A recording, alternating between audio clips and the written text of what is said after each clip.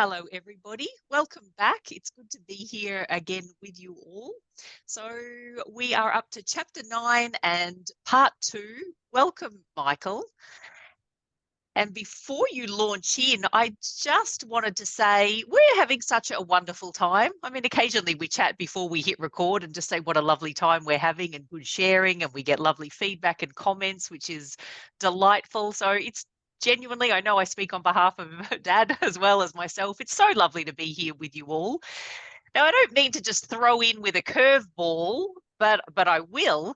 As the week's been going, I've been starting to think about, and this probably was prompted by someone asked a question online about just articulating the Buddhi and what you really mean by that.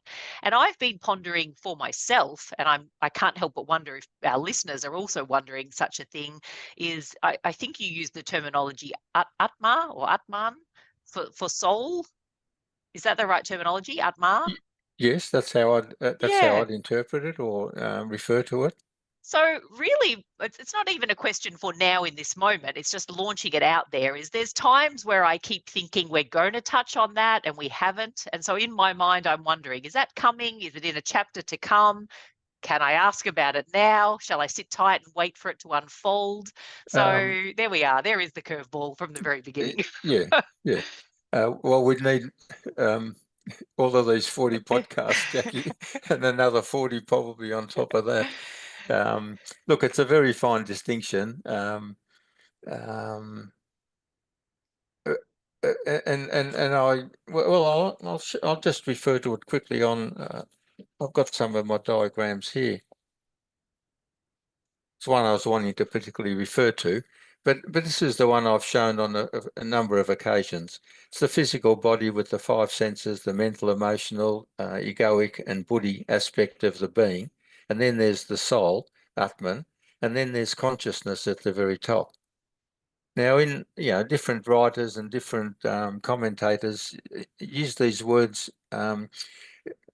interchangeably.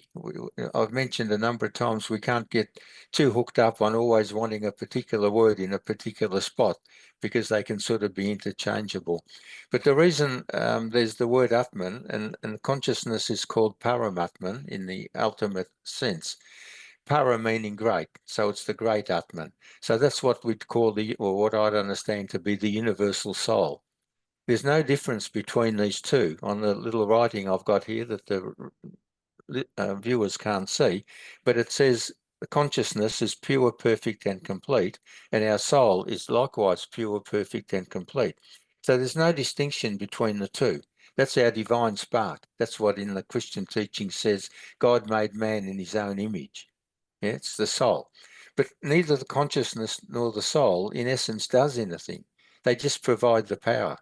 So buddhi is so that's called the Atman, just simply meaning distinguishing for readers in the material that's people who still are separated in this. That's everyone in this embodiment. The reason we're here is we haven't become realized.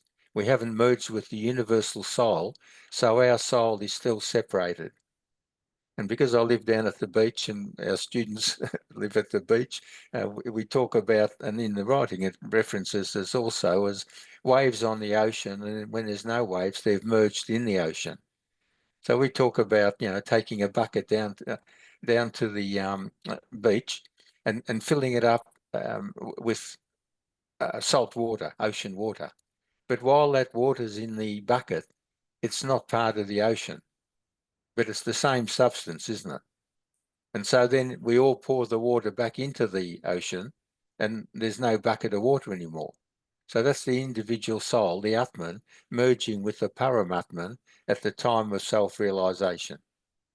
But Beautiful. we will be touching on it, through the remainder of the podcasts. But and today's material is very special because it's that secret of secrets, the middle part of the teaching, and so we're going to be raising the bar now in the remaining 20 podcasts, Jacqui and listeners, but not unrealistically. That's what we got to do to keep progressing and keep learning. So that's why we mentioned in the first podcast that a reference to the ancient temple of Apollo in Delphi. The inscriptions on there was "Know thyself." Well, this is what we're continuously doing. And what we've been doing so far, folks, is looking at this lower part of ourselves. Now we're focusing more on this higher part of ourselves. And then the last 6 chapters, we're going to bring those two together. We're going to try and achieve unity, make it all come together. Is that helping a bit, Jacqui? It's lovely. It's probably just the right amount of information for myself and many of those listening, I'm guessing. And another question, which I don't expect you to answer now, I'm just sort of voicing it on behalf of the collective, knowing that we will articulate this as time goes on. And I already have some understanding of this, and I suspect many of our listeners do too. But I think it's an area where for myself and for many, I suspect they are after greater clarity. And it's that distinction between sort of the buddhi, or our discerning self. You probably have another phrase more articulate to describe that, but that part of ourselves that perhaps we do feel is more like the soul aspect.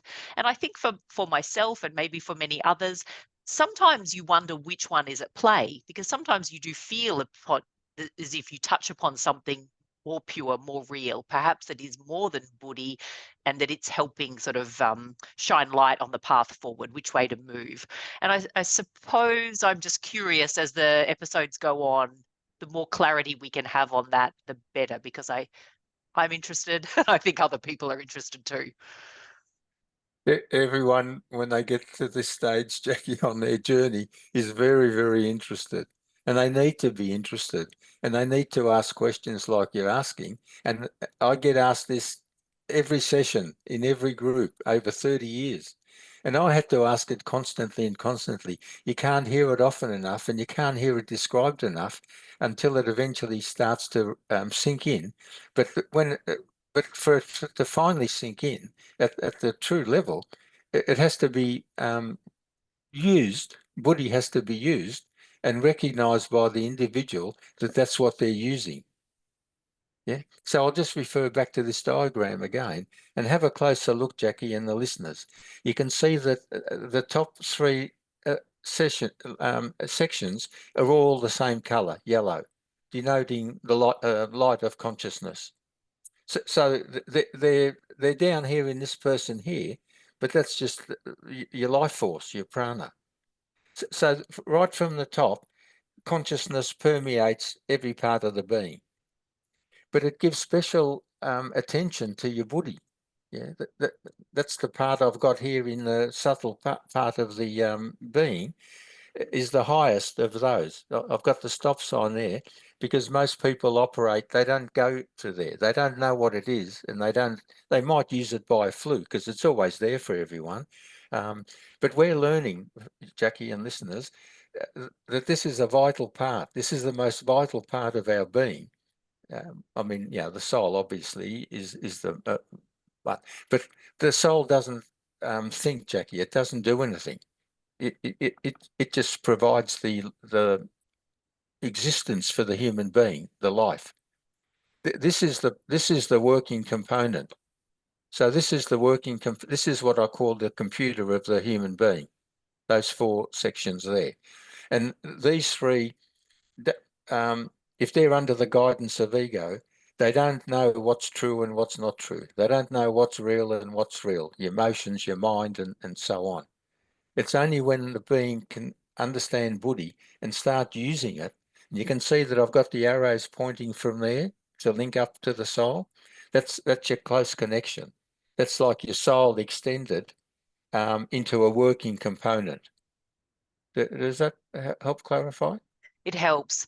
I think part of my confusion personally is that because I've come through through the yoga school I trained in, the language is a little bit different. So for me, I'm always trying to correlate what I understand and the terminology that I've got with the terminology that you're using, and which I know is also represented in a lot of the written material. So that helps me. I'm hoping that helps some of our listeners. And I'm reassured to know that we're going to be touching on more of this as the weeks go by. And I'll just add in, a little word of caution for you and for everyone. And I've mentioned it on a number of occasions. We need to not get too worried about the words.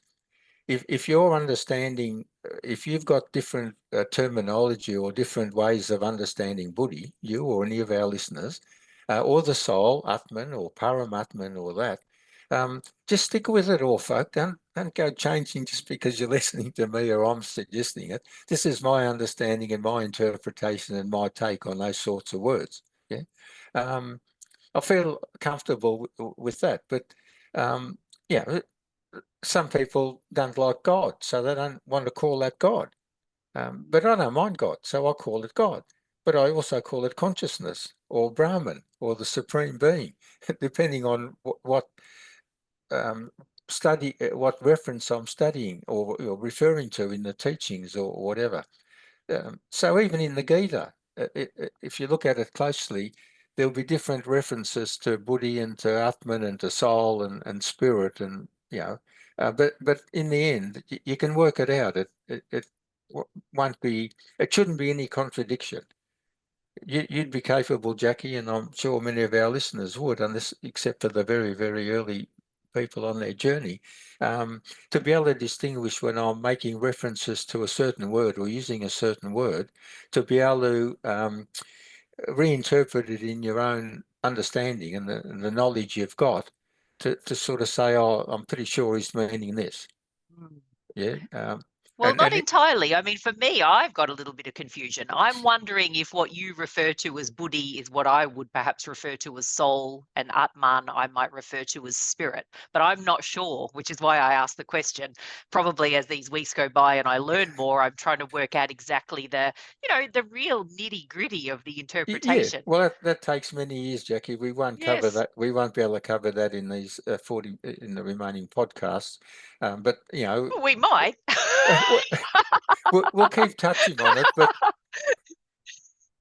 like there's a gentleman in the Thursday group, and we've been having some very deep, meaningful discussions over the last 6 or 8 months.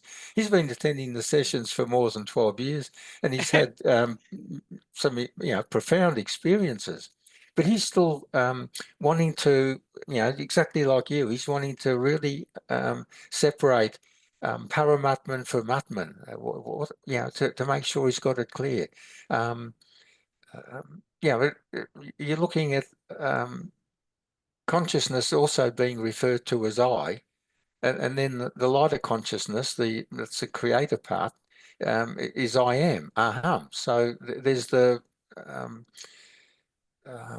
Sanskrit sort of terminology and the sounds. That's I, God, consciousness. Aham, I am. So now I exist. And then aham kara being karma, action. I exist as my body, my mind, my emotions, my personality.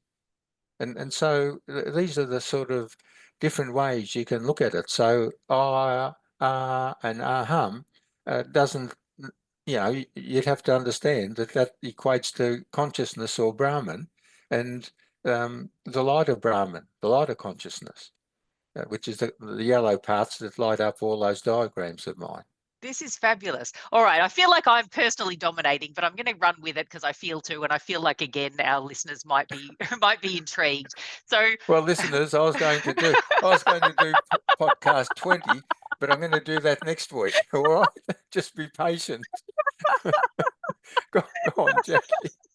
Go on. Tell me no, seriously. I know you're only doing this because you speak. You're like you've always said. You're speaking on behalf of the listeners. I know from 30 years of teaching that when one person asks a question in the group, there'll be nearly everyone else in the group thankful that they asked the question because they're not sure either, but they didn't, for whatever reason, bring it up. So, well, this is good. Maybe we're playing a bit of catch up here on behalf of the collective. Yeah, we can sort all this other stuff out. I always say strike while the iron's hot. Fantastic. Let's run with it. We've had good success with that. When the student wants to go with something, I drop everything and I go. Excellent.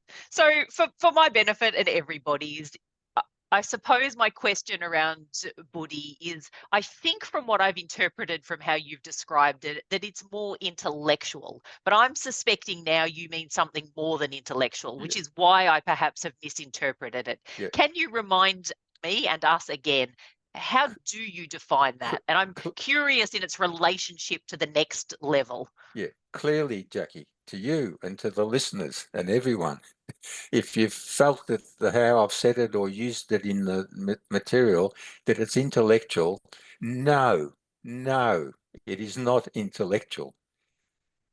That's the part down here, the thinking, that's what's called the thinking mind. What I call Buddhi here is the knowing mind. It's all knowing. It's the only part of the being that can distinguish what's real and what's not real, what's true and what's not true. Your mind, your thinking mind, is not capable of that. Doesn't matter if you're Einstein or whoever, you can't think this out. This is what's called, I've got written next to it here, your third eye, your intuition. Now, you know a fair bit about the third eye. You've been on retreats and and learnt that and that. Well, that's what Buddhi. Can you relate that to being Buddhi? The penny has dropped. Yes, thank you. But it's seriously, it's a difficult. This diagram, to understand that diagram for an individual, all the people working through it are trying to understand this diagram, and it'll take lifetimes. You won't do it in one lifetime. But keep in mind, Jacqui, that you and nearly all of the listeners have already looked at this, not this diagram per se, but the knowledge that's behind it in previous lifetimes. So you're not looking at, no one's looking at it for the first time, except for our very, very early beginner people might be in this lifetime. But I'd suspect that even they've had some previous work in lifetimes to be, still with us at this stage. I would know, not just suspect. So all I'm saying is that all that you and all our listeners and means is that we're now just wanting more and more in this lifetime to understand this more fully. Now I'm going to touch on you and the listeners as well in the material, because I'm going to show another diagram from David Hawkins today, where he lists all the qualities or all the stages of conscious awareness that the being operates from 20 or 30 up until 1,000 at full realization. And what we're looking at in this material, and there's three categories of people that Krishna's teaching that I'll be outlining clearly, is, and we all are going to have to put ourselves, or ask ourselves, which of these three categories do I belong to? And you're going to find when I put it to you all that you belong to all three categories. The ones who are operating just down here at this lower level, the ones who are operating more and more here, but knowing that there's more further up here. So I won't spend time on that now, but just saying that. So, you're my daughter. I've known you for 50 years. I've known that you started meditation sort of in your late teens, early 20s. I know you studied yoga and a yoga teacher and been practicing yoga for many years. You've learned some of that background. You've told me you've even been on retreats with a person called Miroslav. And here I am, Miroslav. Yeah, my name's not. A different one for those that are listening. But what I'm saying is, all I'm just saying here is that you've looked around, yeah, but I'm sensing now that you're showing a lot more deeper interest in some of these words like Buddhi and Atman and what on than you probably have up until now. Would I be correct in saying that? Absolutely. And it's the cross-referencing of material too that highlights perhaps parts I may not have been so clear on in the past, or I'm just trying to correlate my understanding to fit this model so that I can comprehend it truly and accurately. The reason for that is, and why I'm stressing it is, that's showing me and showing you and listeners, because others are in that same category, that they're becoming more serious. They're wanting to fine-tune some of this finer material. You don't do that until you're ready to do that. So there has to have been an uplifting movement on your part and on others. That's how it works. As we understand more of the lower, and we realise that that's limited, well, then the next step is to understand more of what's above that. It's just a natural thing in any aspect of life, isn't it? And I think for people that start to do this work and become reflective and they're interested in their development, you start to look, or certainly I do, and I know others do, you start to look for what is the driving force. Which parts of you are in operation? Which parts of you are in play? Which parts are dominating? Which parts are leading? Which parts are offering the insight? And so the more you connect in with that, it seems natural that you really want to understand the machinations of that a little more clearly. Yeah, exactly. And again, and this will be the last reference to the diagram, but for everyone usually operating from a mental or emotional aspect, that's there. And that's where nearly everyone on the planet's operating, and many of us are as well, some of the time. But we're shifting, we're going, our focus is changing upwards. So naturally, we want to understand, now that we're understanding that this isn't serving us, is limited and not serving us as is not as useful to us as we thought it once it was. We aspire to improve ourselves. We want to be happier, more contented, more living a nicer life, being nicer people, all of those qualities. Well, to do that, you've got to leave all this more and more behind and associate more and more with this upper part of the diagram. And that's what all this teaching's about, and that's what we're all doing. And you're just bringing, I guess, to a head 20 podcasts so far, and zooming in on, because these 6 chapters are all to do with consciousness, God. So our last 5 podcasts have all been heavily on that, which means we need to start understanding Paramatman, Atman, or, the soul, Buddhi. So to clear up for you and Jacqui, Buddhi is not a thinking aspect. It's tapping into the God's mind, the universal mind. If a So would it person's be up, go on. Sorry. Would it be an accurate summary for people to think of that your Buddhi is like your deep inner intelligence? It's not your intellect and your thinking capacity, but it's that deep feeling sensation that sometimes people have to drive forward in a certain way, that when you feel it, you think, oh my goodness, that's the actual truth of my being. Would that be Exactly. one way to say it? Exactly. Perfect. And that's that aha, that's when you have an aha moment, which is really a simple way of saying a spiritual experience. So therefore, there's that connotation that Buddhi is a spiritual aspect of your being. Your mind, your thinking mind is not a spiritual tool.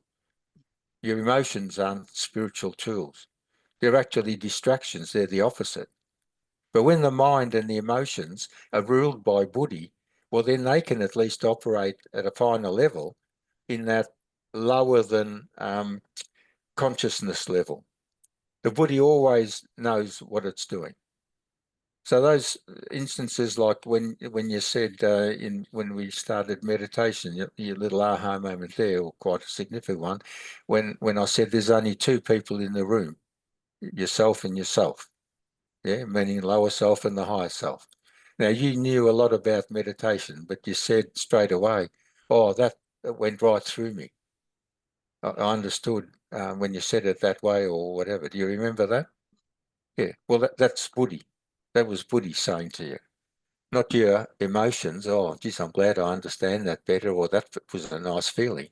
No, that was spiritual. That was spiritual. All right.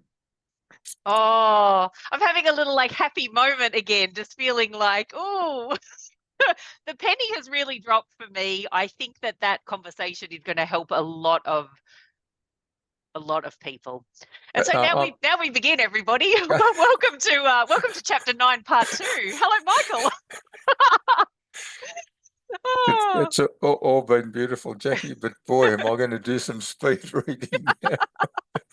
So hello to you, Jacqui. Hello to all our listeners. You said how nice it was to start. I've written exactly the same as my opening couple of lines. This is so special to be here in such beautiful company as you and the listeners, and discussing such a profound work as the teachings of the Bhagavad Gita. And all we've discussed so far, Jacqui, is part of the a big part of the teachings of the Gita. And it's got us excited, it's got us stirred up and fired up, so away we go. So we continue on today with our 20th podcast, listeners. I never thought I'd be doing this, and here I am, 20. That's half of the 40 podcasts, Jacqui, that Well you've done. allocated. Yep. So 20th podcast, which is part 2, so it concludes chapter 9. And chapter 9 is the middle of the Gita, and it's a very profound chapter. They all are, but that's sort of a little bit more profound. And just to remind everyone, it's titled The Crown Jewel of the Gita, the crown jewel of the whole teaching, and also known as the Royal Secret.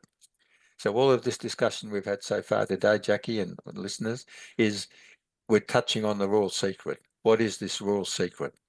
Who am I? What's the purpose of life? What are my components? What's my senses? What are my body? What's my mind? What's my emotions? What's the ego? That's the Royal Secret. Oh, so my questions were so on point, and I didn't even know what was coming today. Well, there you go. So, following his teachings describing the classification of all beings, all humans, into 2 groups, particularly last week, Jacqui, you might remember, and the listeners, he was outlining the deluded people and the wise. He just put everyone into 2 categories. Deluded simply meaning people don't know about their higher self and the purpose of life. And the wise is anyone who's woken up to some degree or other, but at least looking in that other direction. It comes under the heading of wise. So they're wanting to explore the truth. Nothing to do with being stupid or anything like that. Most people are in the deluded group, and they're rulers of countries and presidents and prime ministers and politicians. They can be church people and popes and everyone. But if they're not understanding the truth of it, they're deluded. You've got in there all sorts of people. And then in the other group, the wise, you've got all sorts of group as well. There are some politicians, there are some financial people, there are some teachers, there are some nurses that are wanting to understand their true nature. So it doesn't cover sex or age or wealth or prestige or position in society or anything. All right.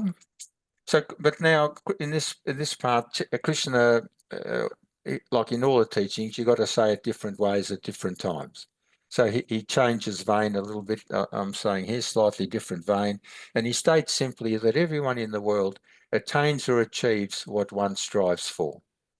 And that's pretty easy to understand, isn't it? So what it is that everyone's doing in their life, well, that's what you're striving for. And most times you'll achieve it, or at least half achieve it, or quarter achieve it, 3/4.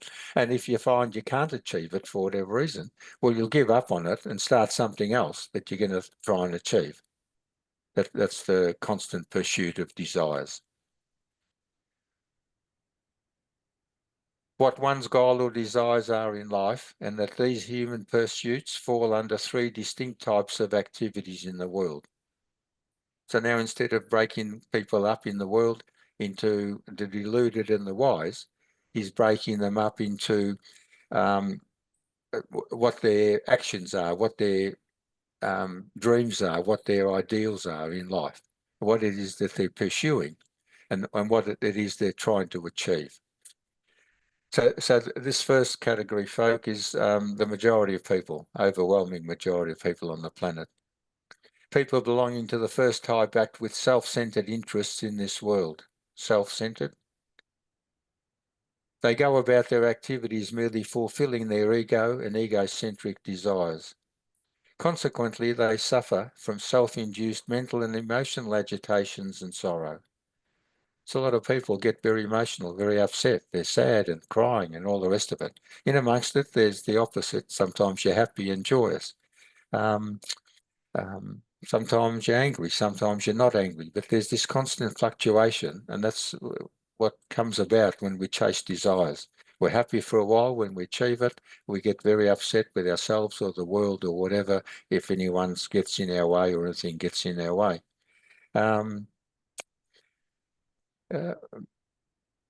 He puts it that the reason for it is we revere minor gods, in inverted commas. Yeah, not the God we're looking for, minor gods. Gods such as rituals or fashions or fads.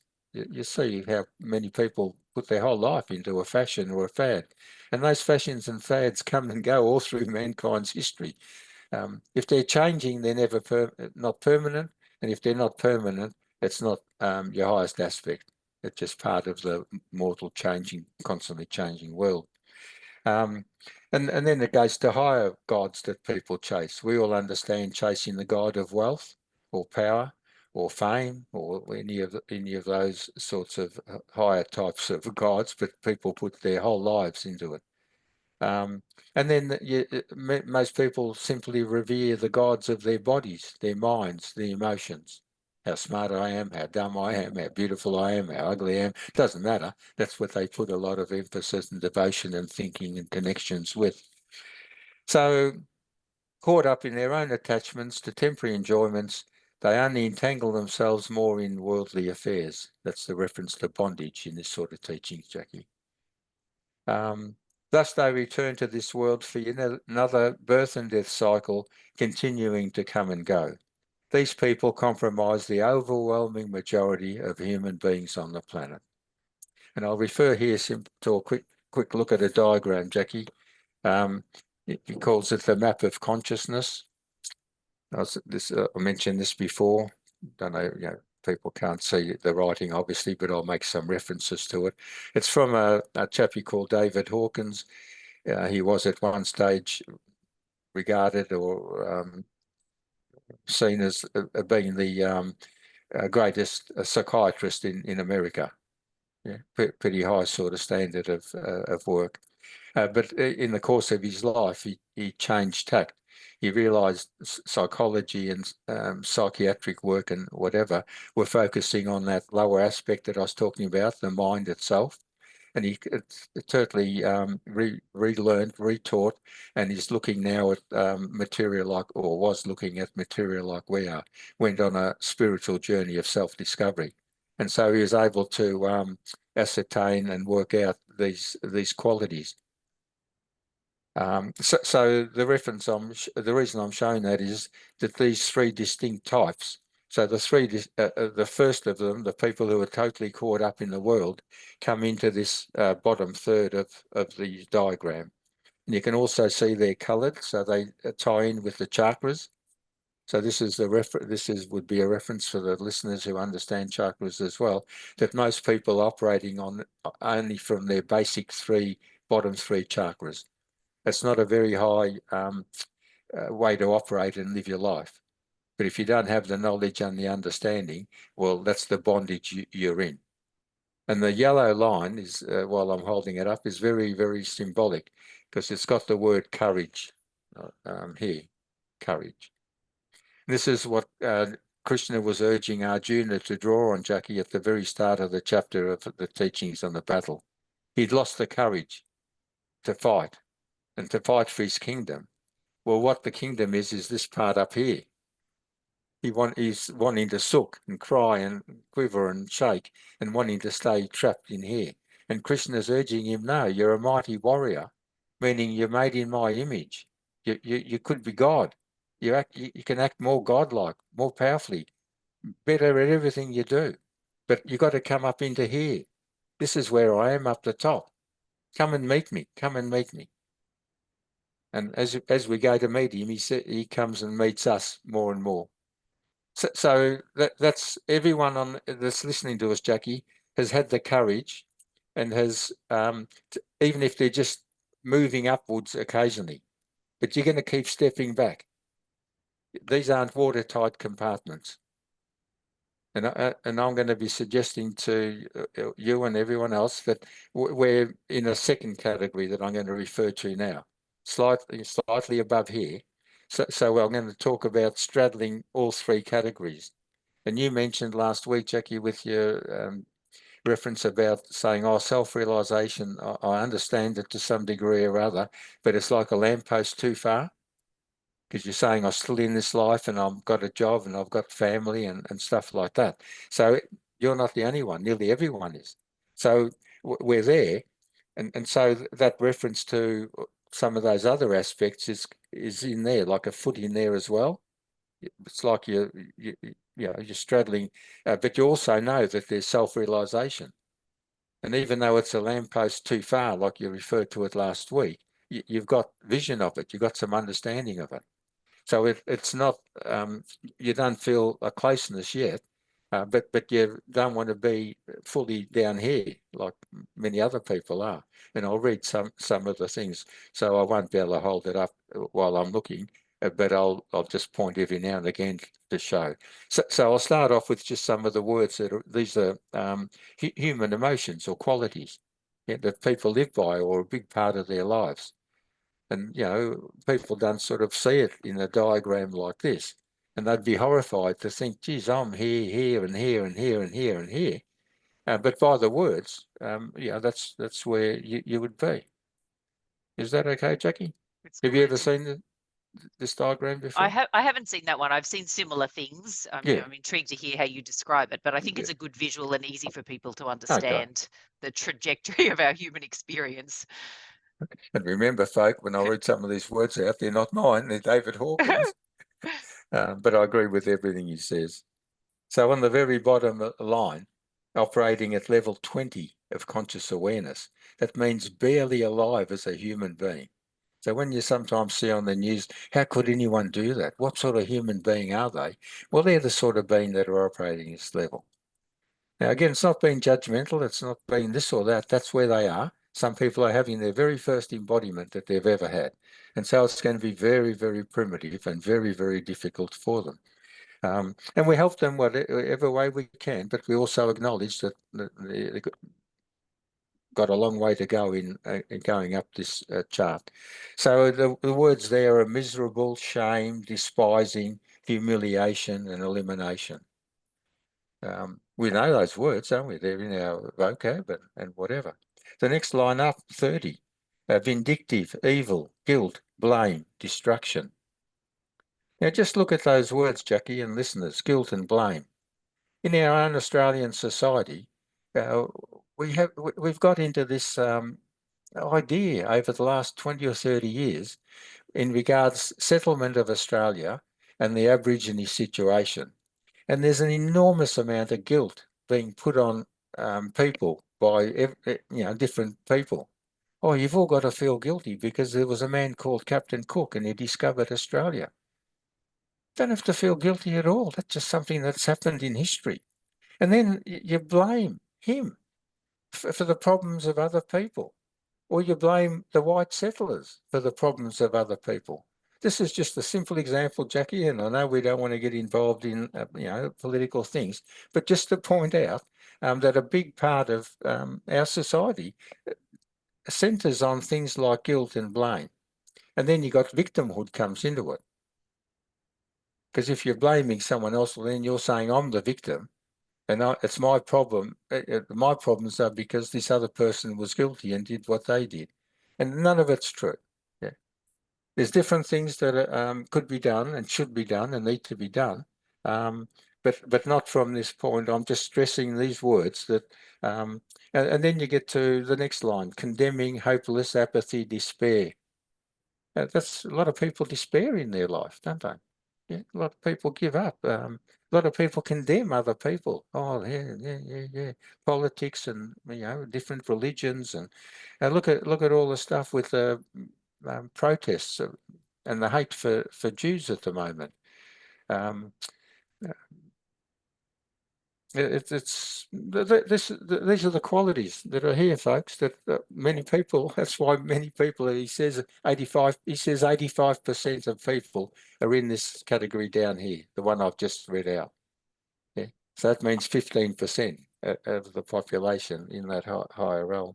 And I won't go. I feel tight and constricted already just hearing all of that. I can't wait till you get onto the lines a little further above. I'll just read a few more. Tragic, grief, punitive, denying, disappointing, desire, cravings, enslavement, that's a good one. Hate, anger, vengeful, indifferent, pride, scorn, inflation.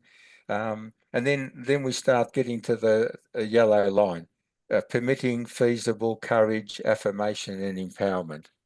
So that's the person. I'm just breathing more deeply even as you say those words. They're powerful.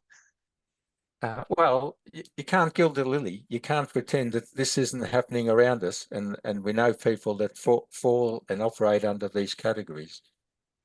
And so then that's 200. So from 20 to 200, that's the area that most people have got their feet in to some extent or other. And they don't all just, as I say, they're not watertight containments. So further up, even most of those people have ideas like they're hopeful or they're inspired sometimes in different ways, even if it's an inspiration to acquire another $10 billion or whatever it might be. Optimism, they might, realize, I could be more optimistic, or start looking at the glass half full rather than the glass half empty. So you start getting words like trust and neutrality and satisfactory and enabling. People saying, "Oh, I can do this. I could join this group and I could achieve this." Merciful, harmonious, acceptance, forgiveness, transcendence, abstraction, reason. This is reasoning using your mind at a finer level, because you're starting to get guidance from Buddhi. Merciful, wise, loving, benign, reverence, revelation, transfiguration. These are up here: joy, complete, understanding of oneness, unity. And then you go to all being, perfect, peace, bliss, illumination, and right at the top, enlightenment, self-realization, pure consciousness. Thank goodness. I'm sighing a deep out breath. We are all in the right place. I know I speak on behalf of the collective. We want more of those top few lines. We've been done. We need to understand that in previous lifetimes, probably a long, long time ago, we were immersed in those bottom categories pretty deeply. So, as I say, it takes many lifetimes to transcend from one to the other, and so on. It's a continuing process. All right, Jacqui, I'd like to certainly get into this one, which is the second category, and that's people like us. You, me, all our listeners, anyone, doesn't matter if you're not, listening to me or whatever, but if you're reading books from the wise, if you're doing yoga, if you're doing meditation, mindfulness activities, anything like that, you're into this other category. You're wanting to separate yourself from what I've just outlined. So people in the second category begin to slowly detach from worldly desires in life and begin to seek higher and nobler goals. Can you identify with that, Jacqui, on behalf of the listeners? That's what we're all doing. They seek new knowledge, practice unselfish actions, control the senses, meditate, and show greater devotion to the Lord. Is that, am I correct? Okay. Stop me if I'm saying something that I'm not correct in here, Jacqui, because I think I've nailed it, but who knows? Well, you have. And maybe we just add in, because I'm conscious that a lot of people are allergic to the word Lord and God. So maybe we just remind again, as we've done many, many times, it might just be enhancing our connection to the natural world, or enhancing our connection to the sense of spirit and wisdom and consciousness that's all around us. Yes. But yes, Yeah. we're with you. Yeah. Spirit is God, or God is spirit. Yes. Lots of words you can use. There's probably 50 words. As long as you understand it's the highest aspect that you know of, that's in the, in any notion in your mind or understanding. They wish to be calmer. This is people like us. We all wish to be calmer, less stressed and anxious, to serve and sacrifice for the betterment of others and indeed for the entire creation, to simply be better people, kinder, more gentle, loving, caring, and so on. That's right, isn't it, Jacqui? I'm not making any of this up.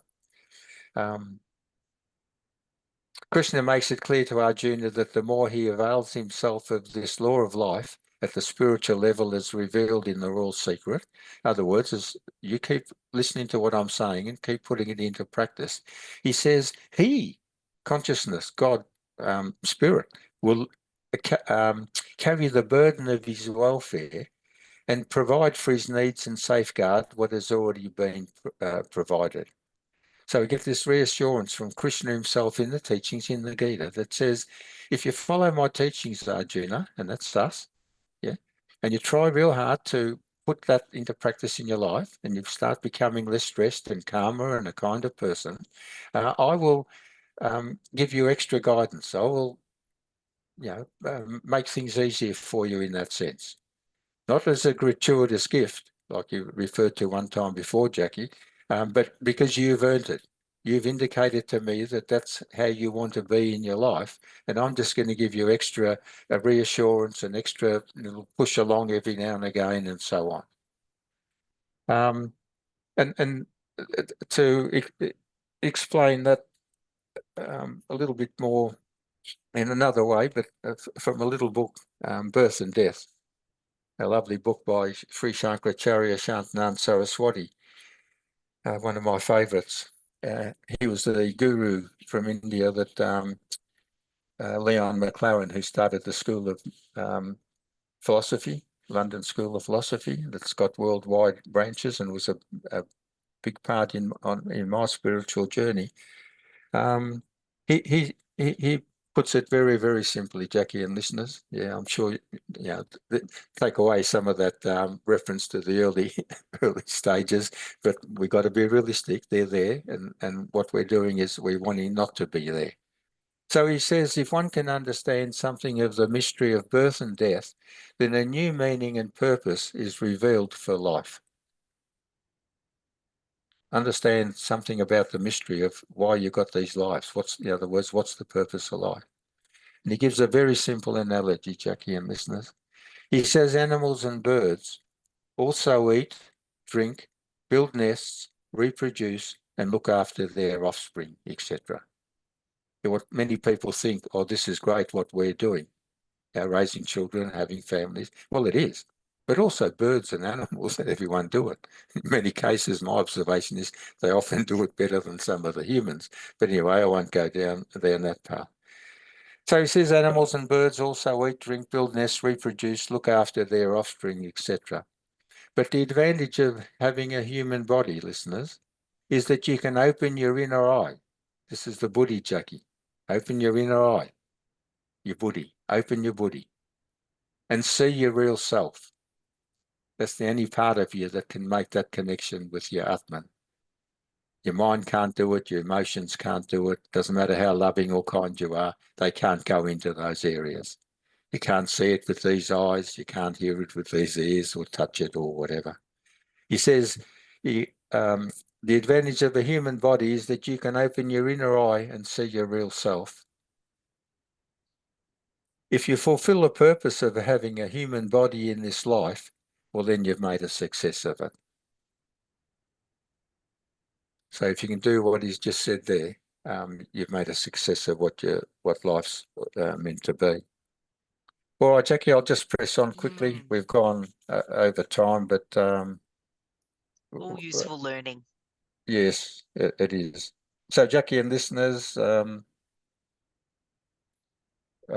this is the category we belong to, and I'd like you to listen all very particularly carefully because it's your exercise for the week as well to remember these three categories and decide which one you feel you're operating in. I'd like to make it very clear here, Jacqui and everyone, that these three categories, and we haven't looked at the third one yet, but it's a special little category and that'll fall into place easily, are not separate watertight compartments.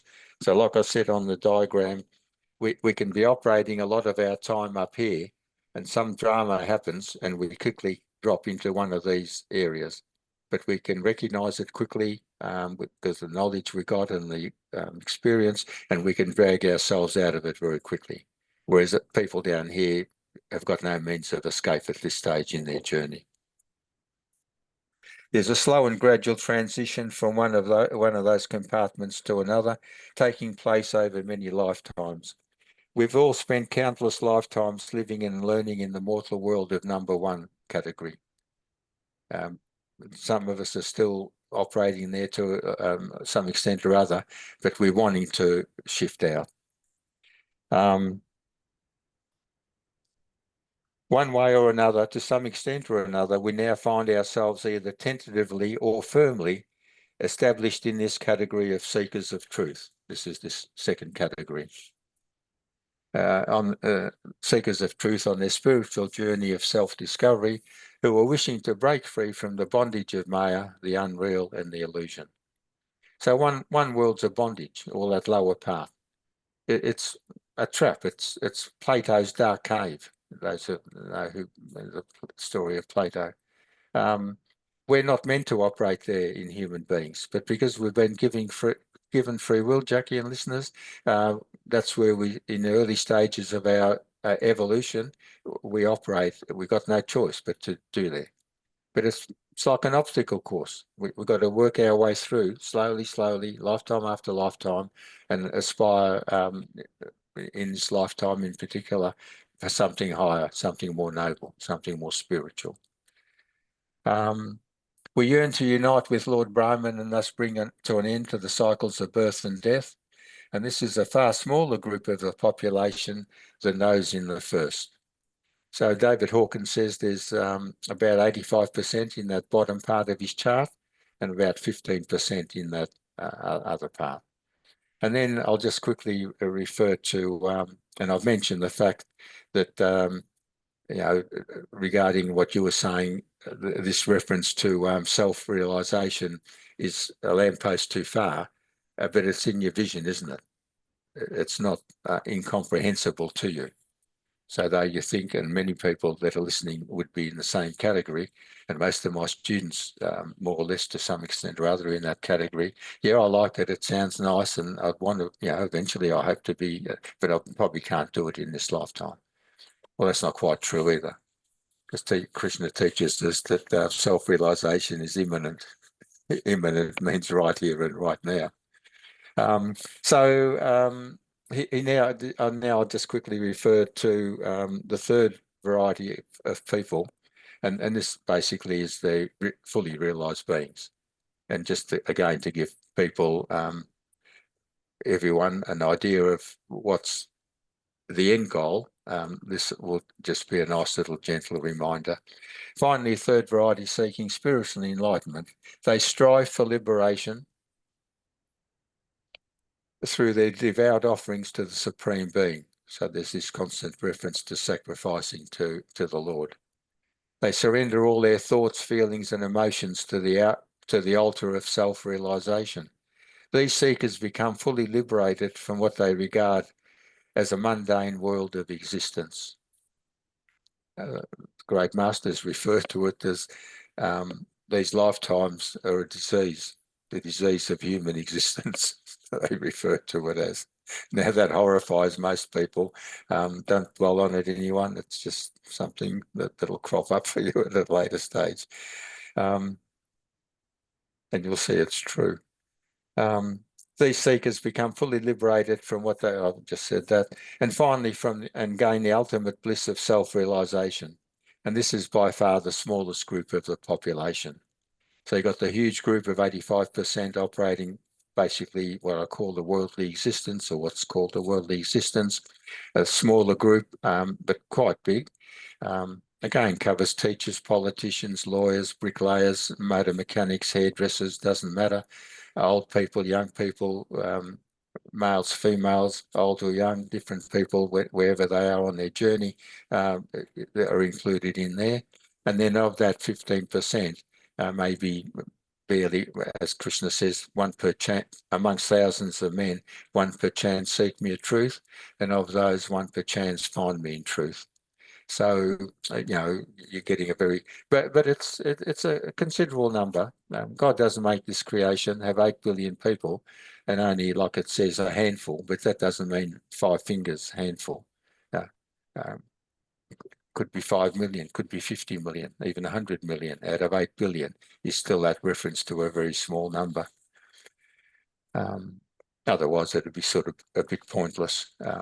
God wants his children to return home to him. And if every lifetime there's only going to be half a dozen people, going to be a long wait, isn't it? So anyway,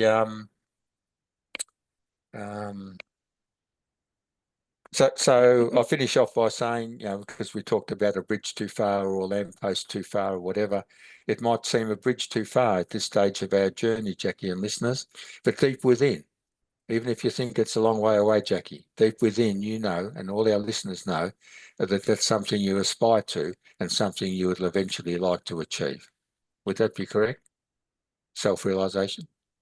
Well, it would on one level, but I think as I alluded to last week, I personally don't give it a lot of thought. I understand it, I read a lot about it, and I've had direct spiritual experiences which touch upon that state. So I feel personally that I know what that state is. I have a comprehension, intellectual and bodily of it, but I don't wake up each day thinking, right, let's get the kids sorted, let's get my job done, and self-realization, where is that on my list? Like I don't operate in a thinking capacity towards it. I heard you last week. But it's there.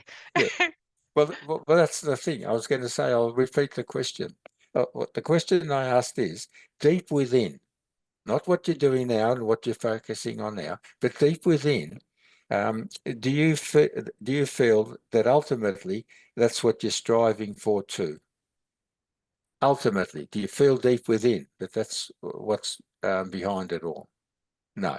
Mostly, I wouldn't say I'm striving towards it. I understand it. I'm consciously moving in that direction, but there's a sense of allowance and trust that the process will unfold. So maybe when I hear your word striving, maybe that's the part that makes me just sort of step back and hesitate a little bit, because I don't know that I'm actively striving. I'm just allowing the process to unfold with understanding and clarity. You're focused on the word striving. I'm going to say it again, Jacqui. Read it out. And I want you to focus on the word before striving. Okay, say it again. But deep within, right down, very deep within, in your body, in your soul, that's what we're all ultimately striving for. Ultimately. Now, so I'm not saying in this lifetime or even in the next 20, but do you feel that ultimately that's part of what your makeup is? I'm still hesitating. It's the word striving is what I've just worked out in you articulating that. But thank you. Ultimately I do know and believe on every level, intellectually and otherwise, that is where we're all headed. The striving part maybe has connotations for me that we've got to make it happen. We've got to force it to happen. Well, if that's the part I'm struggling with. No. It's more for me an allowance. Okay. Yeah. What I'm meaning by striving for is a firm conviction. Yes. But so I'm happy to meet you halfway on this, Jacqui, because you don't not wanting to give in, and I don't want to give in. So I'm taking striving out, and I'm going to replace it with we're all ultimately aiming for heading in the direction towards self-realization. Beautiful. No part of me is triggered then. Words can be so powerful, and we can misunderstand them or have our own connotation to them. Beautiful. How nice that we reached that point. Yes. Well, I've had a lot of experience with students, Jacqui, and they want to stick with their word or whatever, and I want to stick with mine. So we've got to usually we can work out a middle way. It's not that hard. Useful, like even for you and me having this conversation, it's useful for you and me, but in the way that we've just unpacked that, I feel certain that has been useful for some of the people listening. Of course it will. Of course it will. As I said earlier on, when one person asks a question in the group, and nearly everyone else, to some extent or other, is glad that that person's asked the question. So we didn't actually, we have sort of covered pretty much the material I've got. Just the last couple of words that I could whip through. Yes. Krishna now concludes his wonderful teachings in chapter 9 with these loving and encouraging words. So it's always nice to leave with loving, encouraging words, isn't it, Jacqui? It is indeed. And listeners, he says, I am the same to all beings. This is an actual quote from his shlokas. I favour none and I hate none. So he says, you're all my children. It doesn't, if you're murdering someone, well, you're murdering someone. You're just exercising an option I gave you, free will. But understand that there's going to be a consequence, because I've got also a law in there that says there's a law of karma. cause and effect. But he says, I favour none and I hate none, but those who worship me devotedly, they live in me and I live in them. Even the most sinful, if he eventually turns to me, shall also attain spirituality before too long. So he holds out hope for everyone. He's saying it doesn't matter what you've been doing in your life and all your lives. As soon as you start turning towards me, I'll embrace you like I have everyone else. At this stage, I love you, but I realise you need to get yourself, in better shape. He says in our spiritual life, what really matters is what direction we choose to take. This is these three groups that I've outlined today, Jacqui, these three categories. The path of evolution or devolution. So we can either hang out in that bottom part of David Hawkins' diagram, or we can evolve, continue to evolve, which you and all our listeners are doing. He says he says newfound knowledge, or I'm saying newfound knowledge and dedication can quickly refashion one's nature or personality. So once we start on this, we start looking for truthful knowledge, start putting it into practice, we can very, very quickly change who we are. We change from those mortal realms up. Now, I want to say quickly, that doesn't necessarily mean easily. You can do it quickly, but it depends on how much effort the person's prepared to put in. Some just say, oh, little steps at a time, that'll suit me fine. Others get a bit of a rush and want to go pretty much full bore. So Krishna makes it very clear when he says at the end, "O Arjuna, believe me, no devotee is ever lost. Everyone who takes refuge in me, whatever their birth, gender or position in society, will attain the supreme goal and merge into me." Yeah. Will, just somewhere along the line. 10 lifetimes, 100 lifetimes, they will. It's a guarantee on his part. And when there is overwhelming love in the heart and mind, all human distinctions vanish. So as we continue in this work, Jacqui, listeners, keep doing keep listening to the podcast, keep reading material, listen to other podcasts, anything that's truthful, that's resonating strongly with you, continue with that. And all human distinctions, the difference between me as a human being and me as God will dissolve, disappear, will merge into the one. And the final verse, last verse of the chapter, and this is where I'm finishing, Jacqui. In verse 34, Krishna completes this chapter by saying, "You have found yourself born into this transient world of Maya, of pain and suffering, Arjuna. So turn from it and take delight in me." So he's saying we've found ourselves born into this world to whatever level. And he's saying that's because of your doing. You've chosen all there through your thoughts and words and deeds. But he's saying, turn to me and you will eventually reach me. So the turning point for everyone, just finishing off, is courage, 200. Once you start moving up here, you'll find it's like a magnet. It'll draw you up. This is the grace of God. This is providence providing for you. So he says, so these concluding words sum up these concluding words, which I'm going to read out now. This is how it's put in the Gita, Krishna's own words. And I'm going to hold up a little laminated bookmark that one of the ladies, she's been with me 18 years down here in Geelong, a beautiful lady, very devoted and very, very spiritually advanced. She says, this is Krishna's last words, and I've asked the groups over the years that have studied the Gita to memorize this verse. Anyone's got a Gita can look it up, last verse in chapter 9. Those of you who are interested and want an extra homework other than the one I'm going to give you, you could do this as well. You'd find it very profound if you learned that, and every now and again, once or twice a day, or even once a day, a start, and eventually 2 or 3 times a day, just a reminder constantly who you are. Yeah. So he says to Arjuna, and remember we're all Arjuna, fix your mind on me. Devote yourself to me. Sacrifice yourself to me. Surrender to me. Make me the object of your aspirations.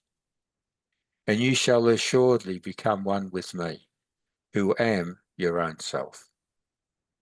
Pretty powerful words, Jacqui, aren't they? They are indeed. Yeah.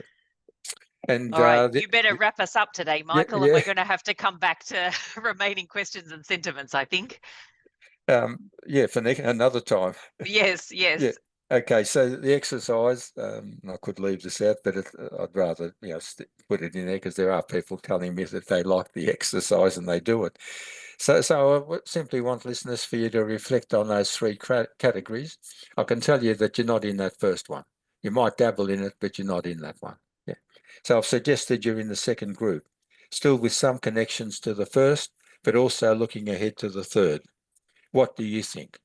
Am I right in categorizing you in the second group, the people who are starting to wake up or have woken up considerably and are seeking a different change in their life? Or do you feel you're still in that first group where you're fully immersed and you don't want to move out of it? Or do you think you've achieved self-realization and that's the group you're in? And if you have, well done. I congratulate you heartily. But there wouldn't be many of you. So that's my suggestion, and I'd like you to reflect on it and see whether I've put you in the right category. If not, well, send me an angry text and say no. Don't do that, because your online messages come via me. All right, Jacqui, we've gone well and truly over time. We have indeed, but thank you for answering the questions on behalf of me and everybody. Thanks for all the preparations. And that was beautiful, and had to, it's been building. I can tell, instantly when it happens, and not just in you, but you're very excellent at picking up. And I know from my own experience with students that this happens. You go for a few years in cafes or groups, and you touch on this and you touch on that, but then there's enough confidence and and people want to start sorting out what's Buddhi, what's Atman, what's my soul, what's this, what's all that. And they're wonderful signs, because if you're not doing that, well, you're not sort of really fair income in your spiritual advancement, or you won't get much further. It'll be a slow sort of slower journey. So stick with it, Jacqui. Keep it up, and good luck, everyone. Yes. Glad we've got halfway through the teachings. Next week we'll start on chapter 10. Sounds good. See you, everybody. Bye. Goodbye.